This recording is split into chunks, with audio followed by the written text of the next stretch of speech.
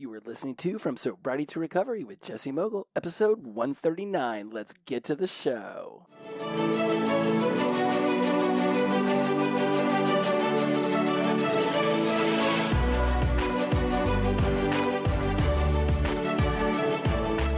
Well, hello, my friends. I am your host, Jesse Mogul, and I am in addiction recovery. Oh my goodness. So much to talk about. First and foremost, I thought I was going to be bringing you guys my whole theory behind 1 year ending and 1 year beginning at different times than January 1st. And we will be discussing that. Make no mistake, I will be bringing that up. We just had the first tribal council on this Wednesday, where I really launched into the empowerment blueprint, how to organize your life into very clear and well-defined rooms in your mansion of life that you're building. And then I broke down how to really dive into a well-formed outcome for your goals, for the plans that you have, for the life that you're seeking to create in your sobriety and recovery journey. And it's fantastic and so much to talk about there. And one of the things that I noticed as I start to really dive into this, it always starts, what can I do for myself to grow myself?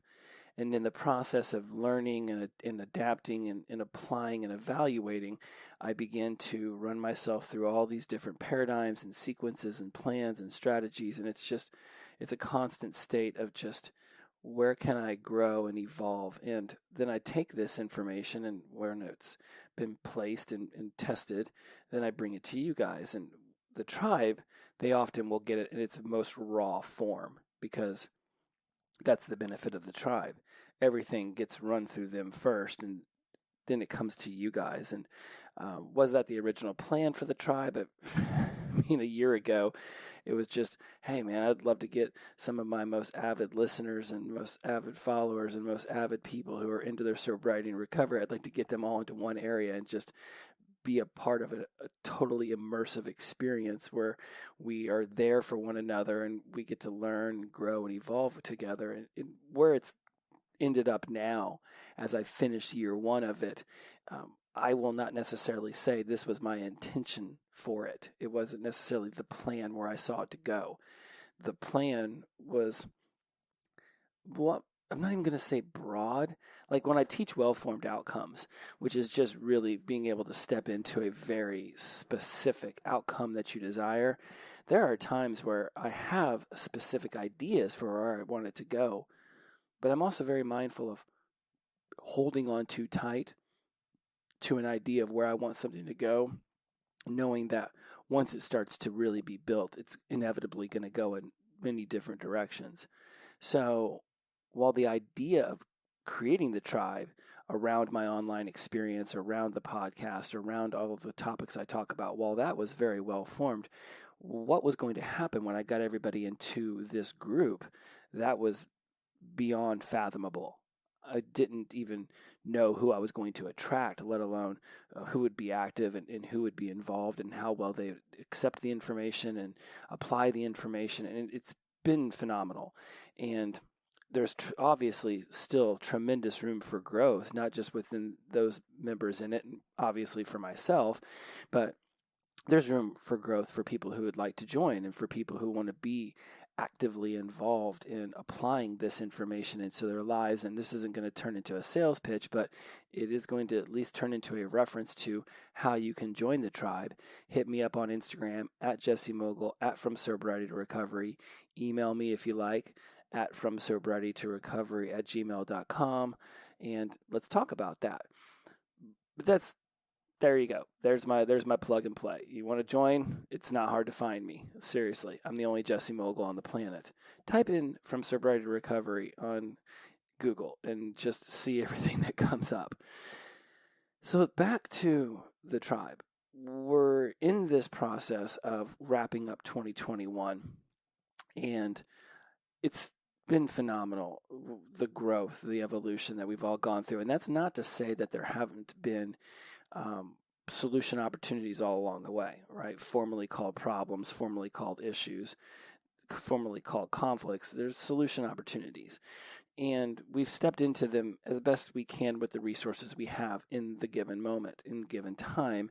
And we're consistently seeking other opportunities, other information, other tips, tricks, and hacks, and things of that nature to move us forward to where we ultimately are seeking to achieve that highest sense of self, that meant to be in our life. And when you sit out there and you listen to this and you hear me talk about the tribe, and you will or will not want to join, and you obviously are doing other things besides the podcast, that's inevitable and it's hopeful. I want you to be taking in as much inputs as possible and applying these things into your life so that you can step into your sobriety and recovery journey, not from a state of fear of what might trigger you to relapse, not from a state of concern or worry or any other negative emotion that you think might set you off and trigger a relapse. I want you to step into a space where you realize that relapse isn't even an option, because alcohol and drugs or sex or gambling or porn or whatever your vice might be, that's a thing of the past, right? It's you from another version. In my head, I sort of see myself as, having told drunk, wasted Jesse not only to take a seat in the back of the bus, but we've also, locked him up into a little box, and it's like he's there, he exists, and it doesn't mean he doesn't still have some level of influence, and we're consistently watching for where he might show up. Because at the same time, we're not looking to destroy the old Jesse. We're looking to heal him. We're looking to grow with him. We want him to be present for everything that's happening in our new life, so that any residual effects of that trauma, of that grief, of that shame, the sorrow, the sadness, it can be healed. To say that we want to destroy the old version of ourselves would be to look in the mirror and say that version of ourselves was wrong. That version of ourselves should be shamed or pitied or destroyed. And that's we're not looking to destroy, we're looking to evolve. We're looking to grow. There's a lot of things that I was able to accomplish, that I was able to learn about myself. There was a lot of resources that I was able to gather during my using days that are still very helpful now.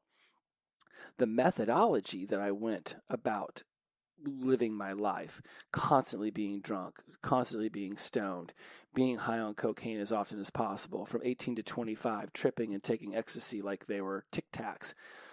Obviously, that stuff is a thing of the past, but the resources I gathered, the version of myself that I became, that person wasn't necessarily always wrong or bad. It was just the medicine that they had chosen, the resource that they had chosen. And I keep saying they as if I'm a third person. Let me reel this in for a moment. The shit I was doing to myself was the best I could do at the time. The drugs and the alcohol were how I had figured out a way to numb myself from actually having to step into a space of healing the trauma that had led me to this version of myself that honestly was so beneath where I thought I was actually supposed to achieve toward. I always thought that I had amazing potential. I was told by people in high school and college, man, you've got amazing potential. You've got these natural gifts. You have an ability and a way about you. You're going to be super successful. And then I just never went off and actually tried to achieve it. Anytime that life got stressful or I got anxiety or any negative emotion came about, hit the bottle, hit the pipe, hit the straw. It was just my go-to resources. Now I have other resources. Those old resources, man, that's a thing of the past. That'd be like using training wheels on a bicycle and then learning how to ride a bicycle without training wheels and then just putting the training wheels back on because you just want to be fucking lazy. We're so far beyond just choosing the lazy way out that it's gone. It's gone. And for some of you who are still white-knuckling it, you're still in the pink cloud, you're still in your very beginning stages of sobriety, or you're sober curious. I don't say this stuff to diffuse any enthusiasm you have for it. In fact, I think it's actually doing the opposite. I think for all of you out there should be a level of excitement that says, wow, if these people can achieve this, if Jesse can achieve this, then I can achieve this. We're not looking to rewrite a book here. We're not looking to reinvent the wheel. People have already achieved sobriety and addiction recovery for days and months and weeks and then years and then decades and then half centuries. So because they've done it, you know that it is attainable. Therefore, you can just mirror it and match it, replicate it, check it for efficacy, and then reapply and then reapply and then reapply until you achieve what it is you desire. That is literally the beauty of anything you want to learn in this world, is that somebody else has already done something at the very least similarly.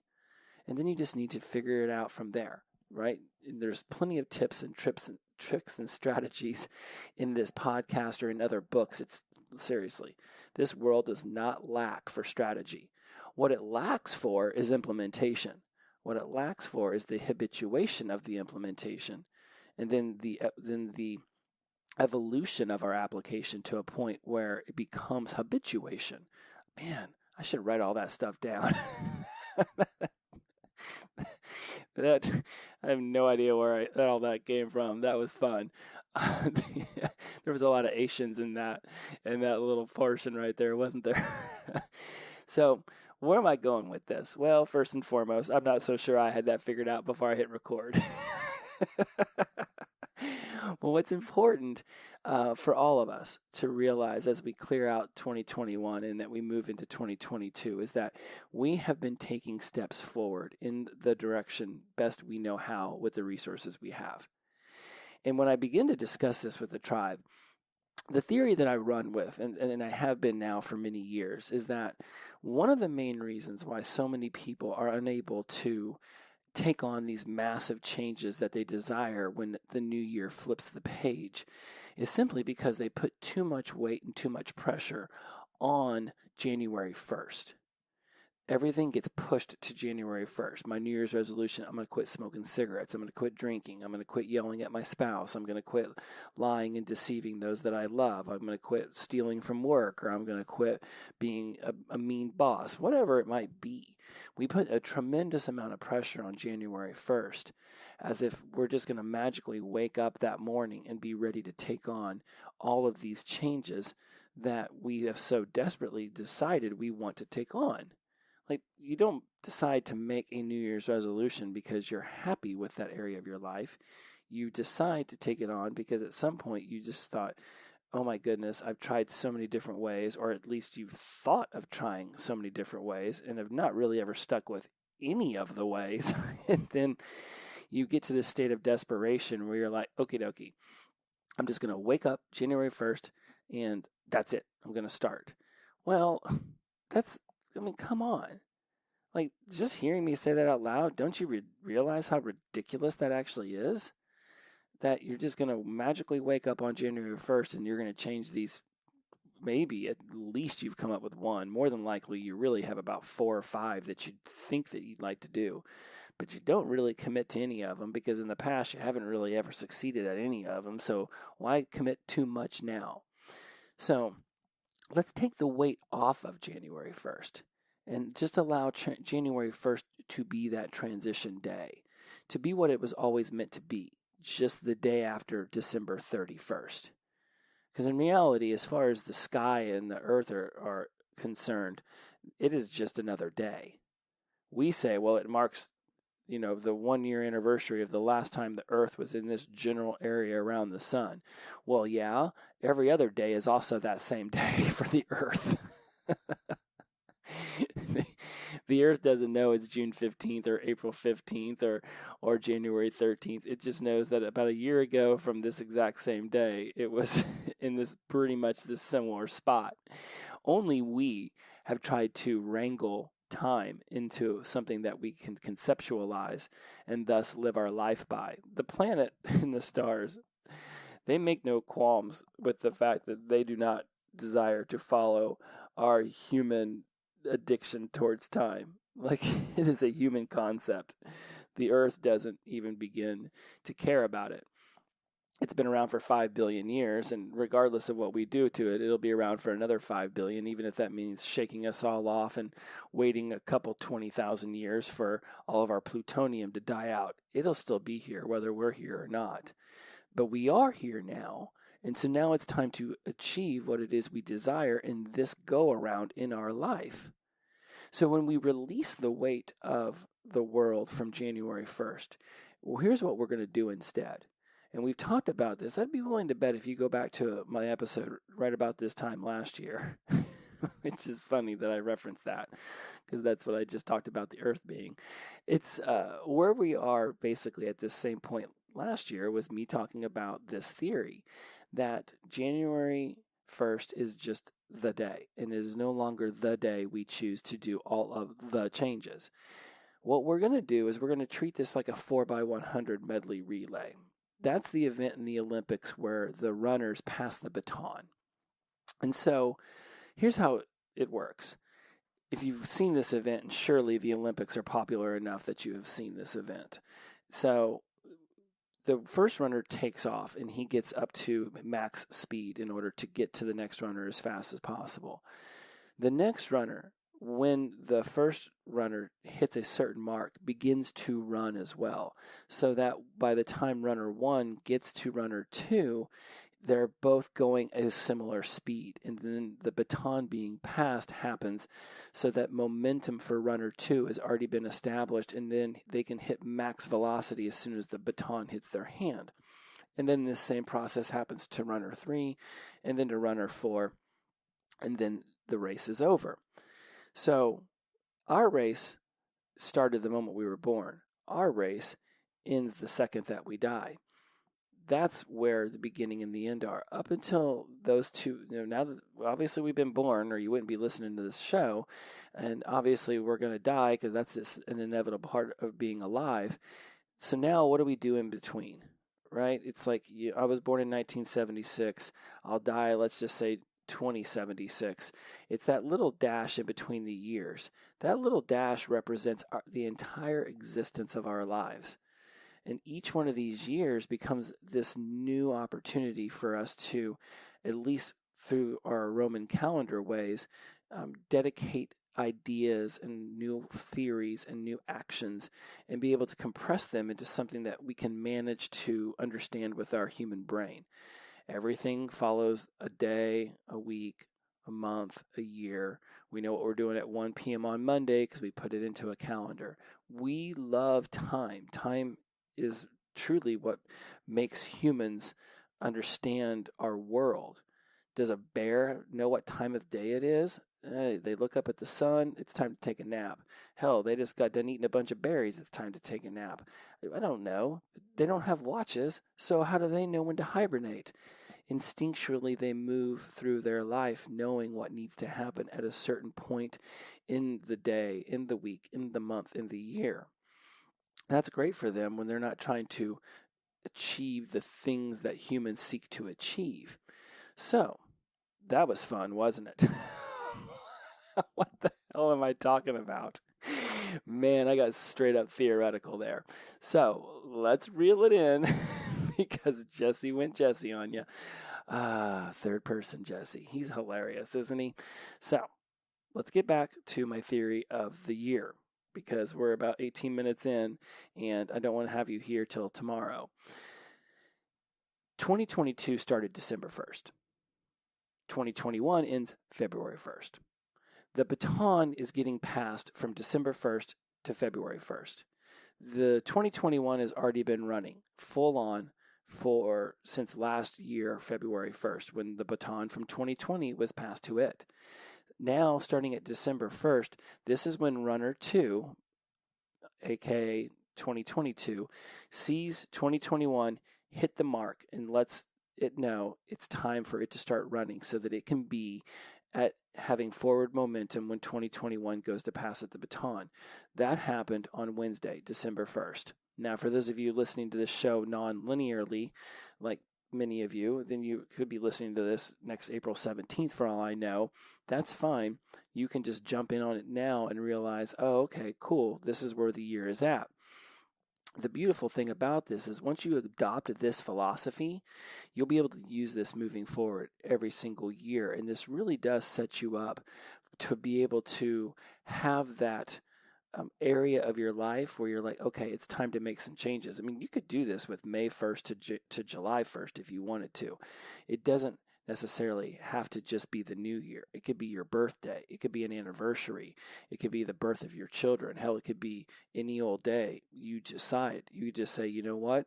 April 13th is now my January 1st. And so therefore, March 13th to May 13th are now my new window. Seriously, it works any time of the year you decide you want to make it work. So here's what happens. 2022 sees 2021 hit the December 1st mark, and now 2022 starts to run. By the time January 1st happens, that's when the baton gets passed. Now 2022 has an entire month to reach max velocity, while 2021 was still running damn fast, and it gets all the way till February 1st to slow down and ultimately leave the track. The beauty of this is now when you want to start making changes in your life, rather than saying, I'm going to stop smoking, I'm going to stop drinking on January 1st, you can start to make small changes starting on December 1st that lead you to ultimately having the massive change you want in your life by February 1st. You can use January 1st as that road marker that lets you know that you have now officially started to adopt the change, because science has shown, or enough people have said, that it takes 21 days to change a habit. Now, depending on how much you've screwed that habit into your identity and into your psyche, I honestly think that it can take longer to break other habits. And, I think I've used this example in the past.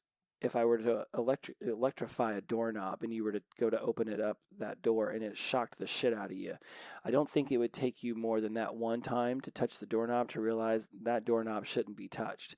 So certain habits, I think you can literally break in an instant if they're literally going to mess you up enough. Some habits, though, we've told ourselves aren't that bad, and it's going to take a little bit more time. So whether it's 21 or 28 or 35 or 60 days, that's neither here nor there. The beauty of this philosophy is that you begin to start making those changes and start habituating new behaviors starting December 1st, so that by January 1st, you're feeling pretty comfortable with the changes that you've started to implement. The old habits are starting to be broken. They're starting to be left behind. Go back to the episode titled Cue Craving Response Reward. That's something I'm going to dive in even deeper with the tribe here in 2 weeks to really make sure that we understand how our habits are cued within ourselves and that lead to the response. And we can know, is this a response I want to continue to have? Great. Let's strengthen the cue, the craving, and the response to lead to the reward that I so desire. Are we no longer happy with the response that leads to the undesirable reward? Great. Let's change the cue and the craving so that habit no longer seems advantageous for us to continue pursuing. It's pretty simple whenever you break it down into literally 4-step process. So as you move forward and you start thinking about areas of your life, right? Are you looking to have better communication with your partner? Are you looking to step into a new, more emotionally intelligent way of parenting? Are you looking to be more assertive at work and take on more responsibility? Are you looking to change your job so that you can have more time and location freedom, so that you can have more financial freedom to do the things you want, like go to your kid's baseball game or be able to take your partner out on a date or go on a vacation? Like, what is it in your life you're seeking to achieve toward? What is it you really want to change? And now let's start breaking it down into simple steps that allow us to begin to make those changes throughout the next 60 days. When you just accept this as the new way to move forward in the way that you make changes, you can literally set any date as your halfway point, and that becomes your new January 1st. Why people will continue going about their life doing bad habits over and over and over again, saying, well, you know what, I'll fix it January 1st. You're not happy with it now. Just do something about it now. When I really started to realize how impactful the I'm tired of this bullshit, I've got to make the change now mentality really does work, was how I got sober. I had told myself I was going to get sober the day after the Super Bowl. And this was back in 2017. The Super Bowl was the one that New England Patriots beat the Atlanta Falcons in. So whatever Super Bowl number that was. But I'm pretty sure it was on February 4th. So I had told myself that I was going to stop drinking February 5th.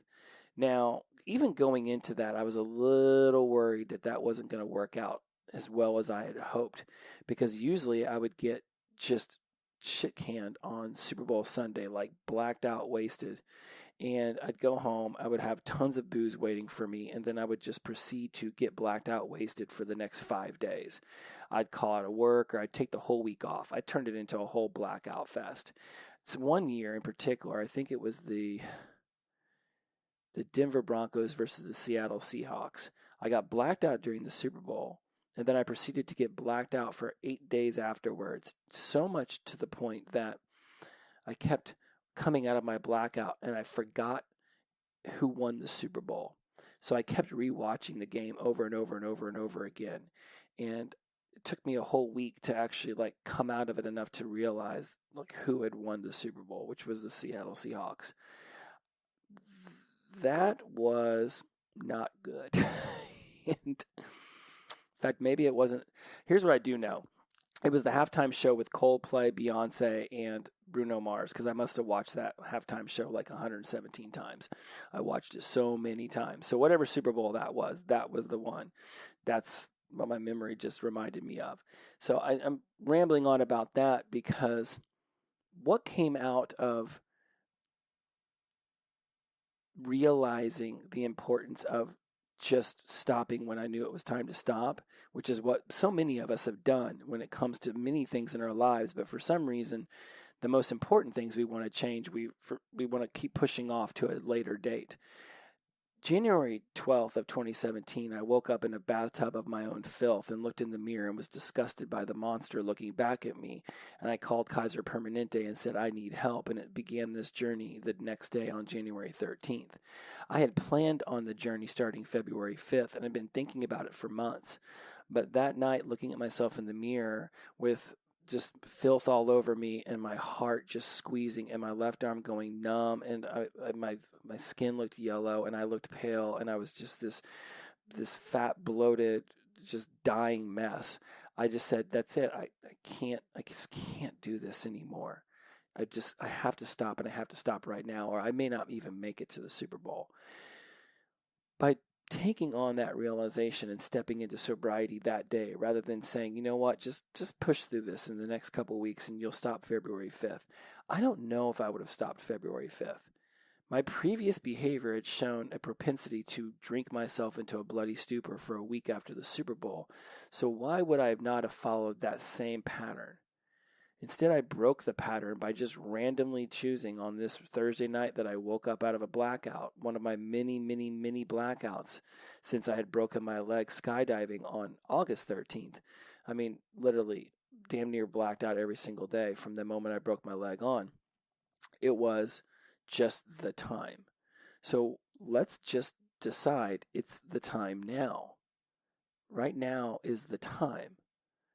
And by taking these steps to start making these changes, right? For me, yes, I stopped drinking on January 13th, but really that was just my metaphorical December 1st. That was just the first step towards becoming the better version of myself. It took me many, many, many months to actually get into full velocity with my sobriety and recovery journey. Just like many of you have a similar story. It took you many, many, many months until you finally were able to settle in to what it was you were actually doing for yourself. So by having this metaphorical December 1st on my January 13th, and I hope you're following all the dates because I'm doing my best to not overcomplicate this, is that I took the step, but the changes were going to be coming rapidly, and I had no idea what was ahead. I just knew I was no longer going to drink anymore. I was no longer going to smoke pot anymore, because those were the only two vices that were left out of all those I mentioned earlier. So by the time we got to January 13th, I was ready to be done. So much so, and y'all who've listened to this show enough times know that I did this, so much so that I actually kept a 12-pack of Stella Artois underneath my bed, 4 bottles of wine in my closet, and a bottle of Jack Daniels in my dresser drawer next to my bed, and I kept it there for 6 weeks. Not to use, but to prove to myself that I was done using. Now, I by no means am recommending any of y'all do that. That's what worked for me. Some of you needed to clear it out of your house and cut off all your friends and throw away your cell phone and change your number. You do what you do you. I'm just telling you what I did for me. Looking back, was it the best decision? I mean, I'm here today, almost 5 years sober, so clearly it was the best for me. What is the best for you? No idea. You're going to have to figure that out, but it's time to figure that out. And whether you're sober curious or just stepping into sobriety, or you feel stagnant in your sobriety, or you're wearing different masks that hide who you really are, and you're angry too often, or you're deceiving, or you're full of deception, or you have self-control issues or anger management issues, whatever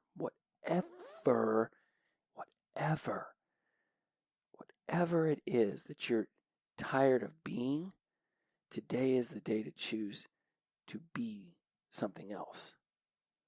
December 1st was the day that 2022 started to run.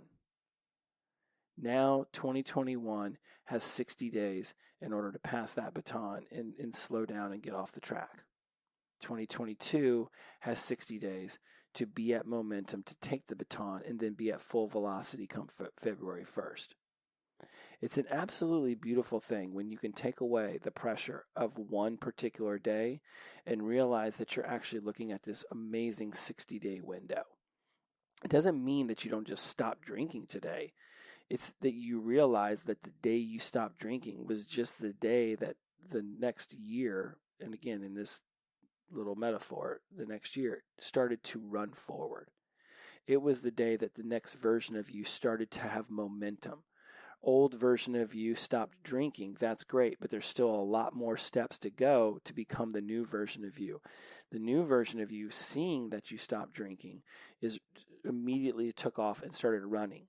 And now you're moving toward your 2022, this new version of yourself, as you release the old version of yourself. It's just like the picture of the little baby being handed over the clock by the father time.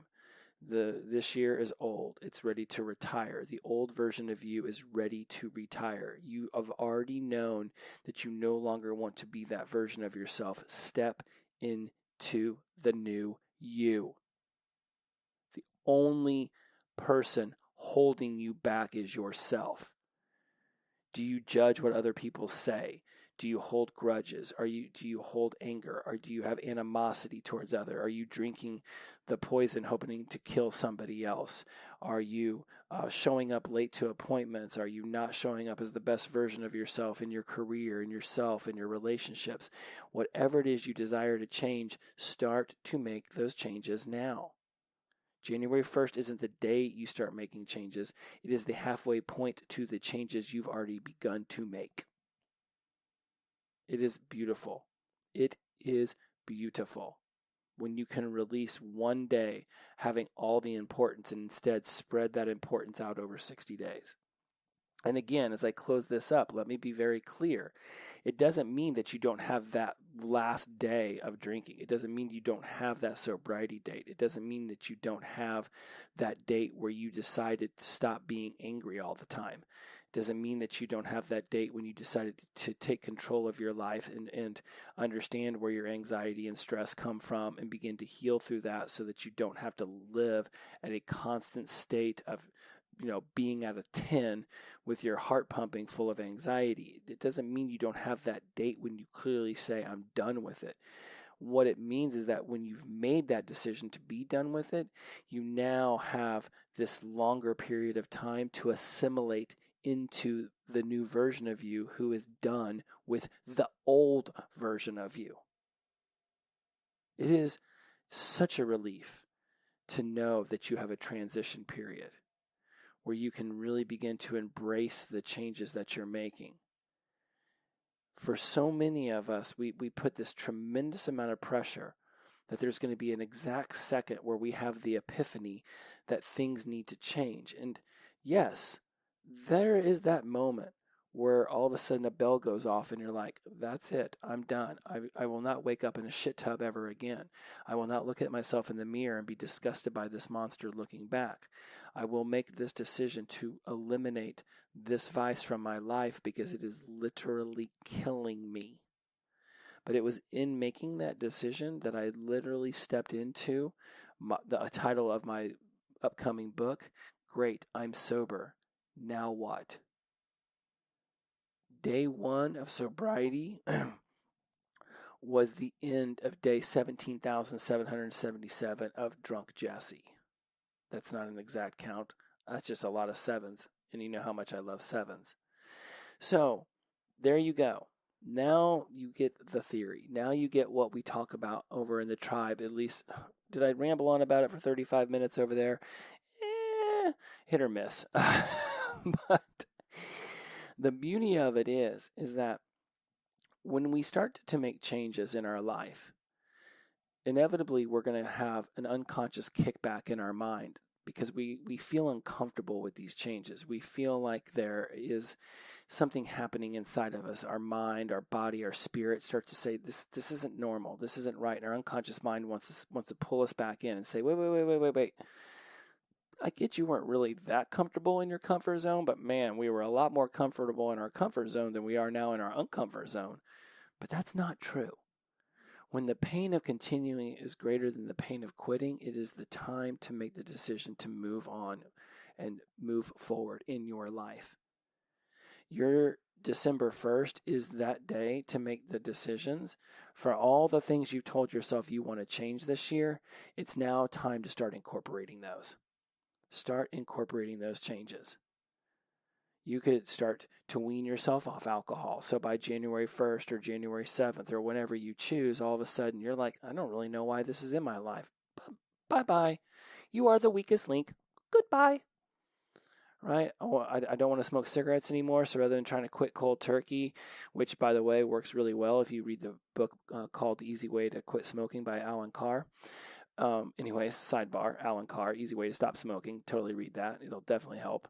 But more importantly, you could start to go from a pack a day, and every other day you could cut one cigarette out. And then you wean yourself down, and maybe you switch to vaping a little bit. You get what I'm talking about. I'm going to stop throwing out examples because I could literally throw out 10,000 because there's 10,000 vices running everybody's life in this planet. Everybody's got a vice that is holding them back from their greatest self. You know what yours is. How can you begin to start making tiny changes now so that by February 1st, this habit, this vice that is no longer serving you has now been left in the past where it belongs? You have the philosophy. You can decide to make your halfway point whatever date you want, and then start to make the changes now. It takes 21 days to change a habit, 90 days to create a new lifestyle. So by day 60, you are full on into creating this new lifestyle. It doesn't mean every day is going to be easy. Life isn't built to be easy. Life is just life. Again, we've said this many times. It's not sobriety that sucks. It's just life that can suck sometimes. And it's okay to not be okay. But it's not okay to not try to work on yourself to help you get back to okay. Your trauma isn't your fault, but it is your responsibility to heal it.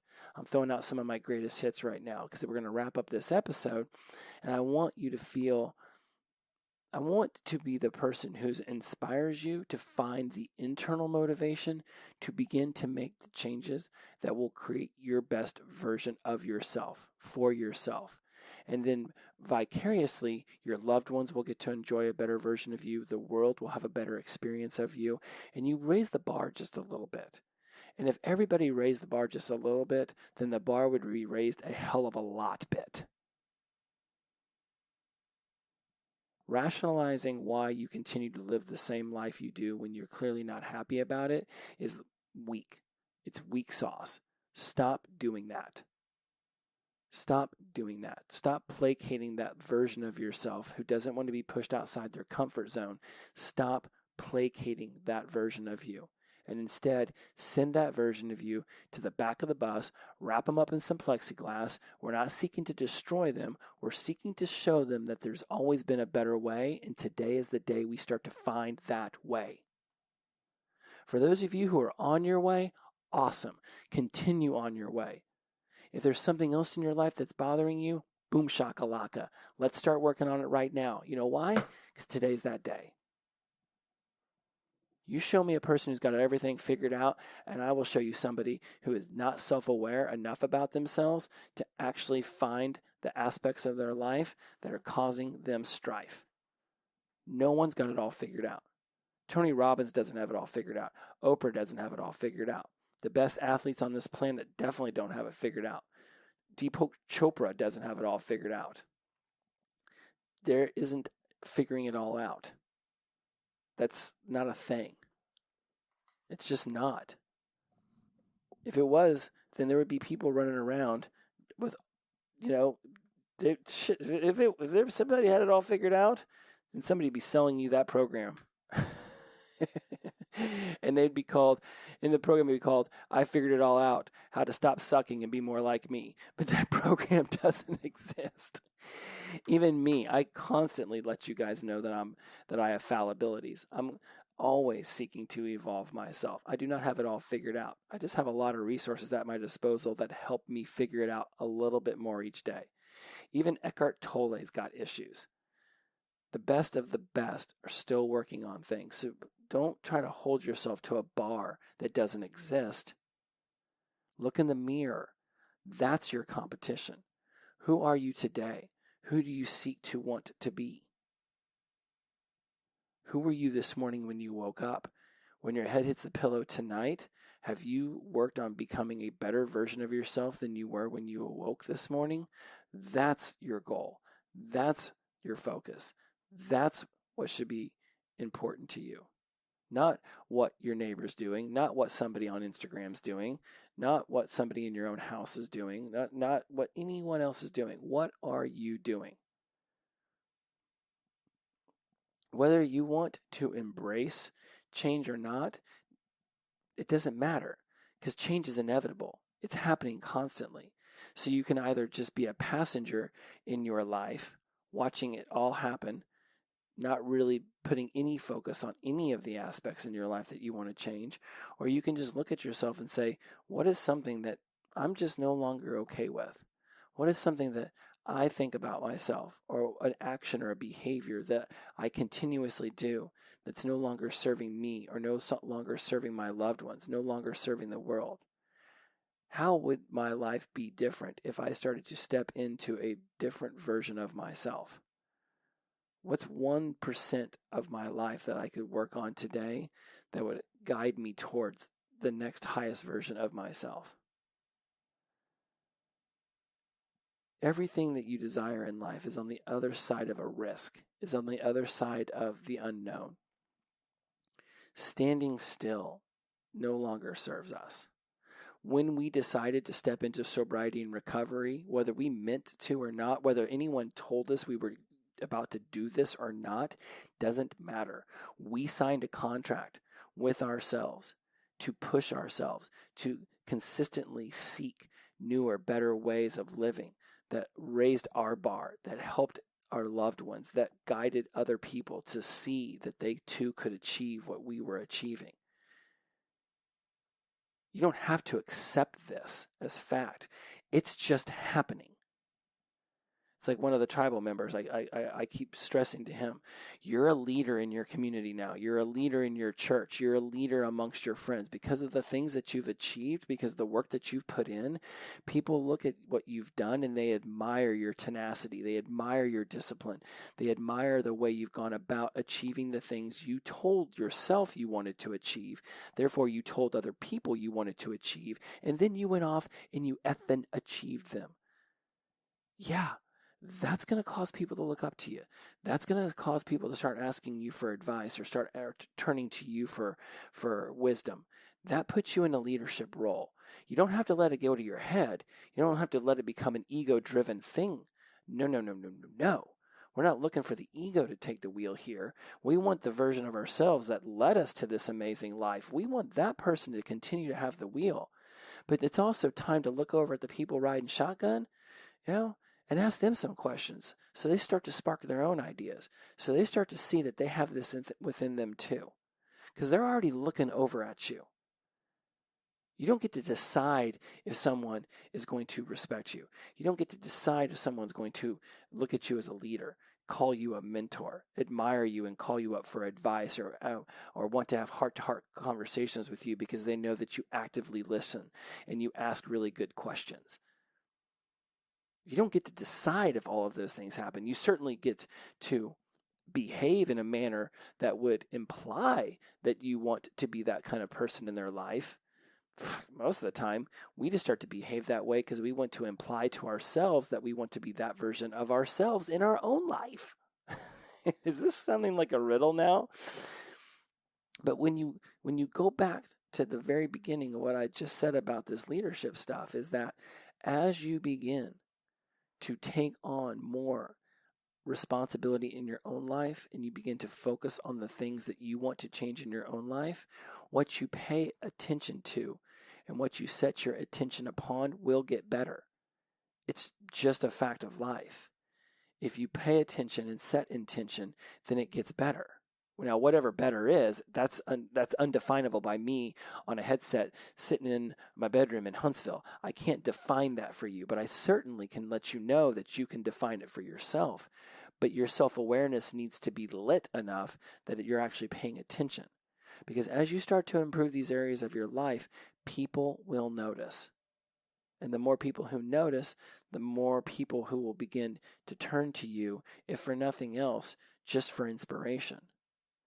See, I'm a big believer that I can't motivate you to do anything, but I can say things that will inspire you to find your internal motivation. I believe inspiration is external. I believe motivation is internal. So that's why I would never call myself a motivational speaker, because I can't be that internal voice for you. That's your job, to be your internal voice for yourself.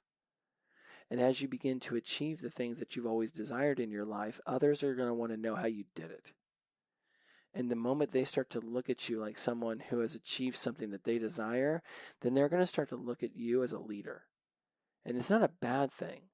It doesn't put you in a spot where you have to be infallible, where you have to be perfect. Leaders aren't infallible. Leaders aren't perfect. And the ones who act like they are bad leaders. The best leaders are the ones who speak from the heart, ask questions, take all the information in that they can, and then make a wise decision that can move the entire plan forward. If you want to start looking at this in military terms, then we might start to get into some gray areas there, because obviously if you're taking advice from everybody before you hit the beaches at D-Day, then you might not have a very well thought out plan. But when we're talking about leading a group of people, or leading ourselves, or leading a meeting, or leading a tribe, or leading listeners of a podcast, right? I get inputs from a lot of varying places, but ultimately I'm going to be the one who decides where the podcast goes, where the tribe goes. I'm going to be the one who implements new strategies, new practices, new plans. I will create the framework. But the influence the tribe has on me and the influence the tribe has on others, I can't control that. I can embrace it and be flexible about what's going on, knowing that it's all happening for a reason, that the universe is manifesting and guiding me in a way that will lead me to where I've desired to go for quite some time now. To freak out and stress out about if everything's happening perfectly and if I'm saying the right thing and what happens if something I say triggers somebody, I don't control what triggers you, you do. And if you think anger and resentment or jealousy or betrayal or something else out there is going to cause you to start drinking, then you're already releasing your own power to an external device. And that's bullshit. Nothing that happens in your world will make you drink. You are the one who picks up the beer. You're the one who picks up the pipe. You're the one who picks up the straw. There are lots of people out there who can be angry or be jealous or have anxiety or have stress that don't immediately turn to addictive vices to handle it. There are a lot of people who do, but we don't subscribe to that mentality anymore. We're going to show the world that there are better ways to handle negative emotions, and by doing so, they'll start to take notice. And the more people who take notice, the more people who are going to want to ask us how we're doing it, and then we can share our knowledge with them. I'll leave you on this. There's a really cool quote that I came across, and I think it's on my Instagram, where it says, like, I came out of the fire with buckets in order to help put your fire out. I totally just butchered that. I'm paraphrasing the hell out of it. But the idea is that those of us who come out of the fire, and now we've learned how to come out of the fire, we go grab some buckets of water to help other people get out of the fire. But the way we get out of the fire isn't perfect. And the way it worked for us doesn't necessarily work for everybody else.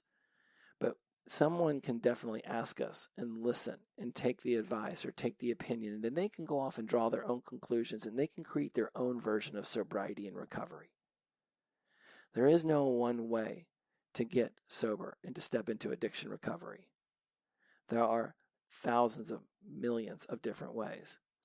Next week, or at least not even next week, I'm going to do another episode in a couple days, because I went to celebrate recovery recently, and I'm not much of a Jesus guy. You all know that about me, but I definitely enjoyed this, and it was super cool, and they framed some stuff in a way that I had not heard before, and I'm going to bring that to you in the next episode. So I'm just dropping a little cliffhanger on you right there.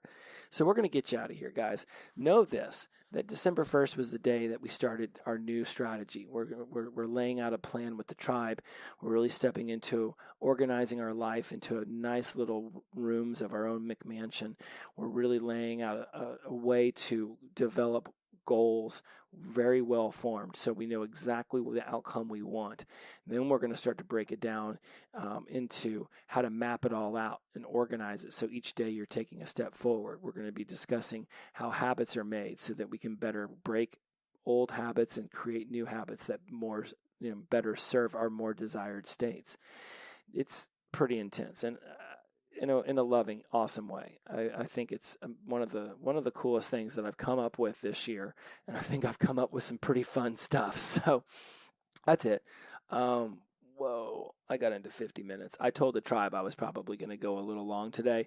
So if you've made it to the end of the podcast, thank you. I really appreciate all of you that listen.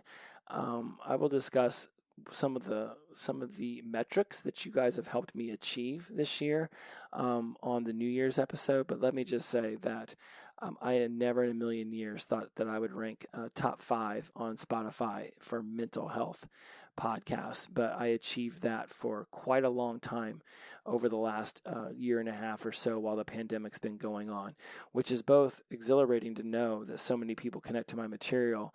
It's also a super bummer to realize that my listenership spiked dramatically when the 3rd and 4th month of the pandemic hit, which tells me a lot of people dove themselves deep into the bottle at the beginning of the pandemic, and by about July-ish, we're starting to look for ways out of the hole. So it's both exhilarating and a bit of a bummer. So it's one of those weird paradigms where you're super happy but also sad at the same time. But anyways, as always, inclusivity over exclusivity, the power of positive energy, release and flow. Every day is the best day of our lives. Because we wake up sober. Shout out to Sunshine. Glow on. See y'all next week. Bye-bye.